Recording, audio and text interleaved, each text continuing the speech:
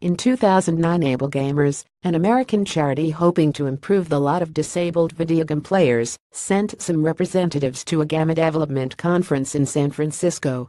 They asked the assembled producers if they had ever thought about making their products disability-friendly. Most said no. A few said yes. One person walked away laughing. That was a mistake. In America alone, some 33 million players of video games are reckoned on a broad definition to have one sort of disability or another. However many there are, making it hard for them to play a game means leaving money on the table. 8 years on, such dismissive attitudes are much less common. Some developers go out of their way to take disabled people's interests into account. One such as Jeffrey Harbach, the boss of Long Eaton Powered Mobility Integration Service, a British firm that makes hardware for disabled gamers. The group's kit ranges from one-handed controllers designed for amputees to access pods, which are adapters that serve as central hubs for a variety of other devices designed to do what traditional directional pads and buttons do on game controllers, but in a way that is more accessible for people with disabilities. Kicking with your head, for instance. Attaching a tilt switch to a player's head can allow people without dexterous control of their hands to produce movement within a game by moving their head instead. A switch which players can kick with their legs can help those with cerebral palsy, who sometimes struggle with the sort of short, sharp button presses that many games demand, with the result that footballs fly over goals or characters jump much farther than intended. A kick switch can help by creating a pulse of finite length, even when held down for an extended time. Mr. Harbach's designs are intended mostly to accommodate those whose ability to move is restricted in one way or another. But other developers are trying to help those whose senses are impaired.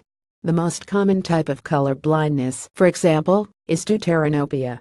This affects about 5% of men and makes it hard for them to distinguish between red and green. Those two colors are often used in video games to define opposing teams or to indicate correct and incorrect choices. Rockstar Games, the New York-based authors of the Grand Theft Auto series of video games, get around that problem by using different shapes as well as different colors in the game's built-in map. EA Dice, a Swedish subsidiary of Electronic Arts, an American game developer and publisher, goes further. Its Star Wars Battlefront offers 4 pre-selected color schemes. One of these is for players with normal vision, the other 3 cater to those with protanopia, deuteranopia, and tritanopia, which correspond to people's difficulty sensing red, green and blue light respectively.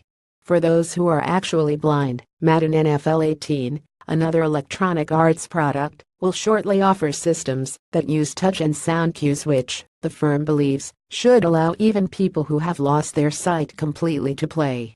By making a controller vibrate in different ways, the firm hopes blind players will be able to choose different strategies for their virtual charges to execute. Similarly, Microsoft announced in January a new set of developer tools for Xbox and PC games.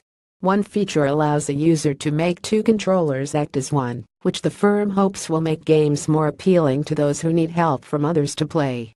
Text-to-speech software, which reads out options and menus as they are highlighted, is another boon. Before the advent of such reading software, says Ian Hamilton, a consultant who specializes in disabled gaming, blind gamers had to rely on painful trial and error to learn menu systems by heart. Nor do disabled gamers have to wait for big companies to give them a hand. Some aids are made by coopting other products. Many games use audio cues to announce things such as a timing device running out or the player being injured. Subpack is a company based in California that makes chair attachments and backpacks designed to convert low-frequency sounds into vibrations that can be felt throughout the body. The idea began life as a crowd-funded project aimed at music fans, but the company now counts deaf gamers among its customers too. By attaching the firm's products to their chair, deaf players can feel those cues instead of hearing them.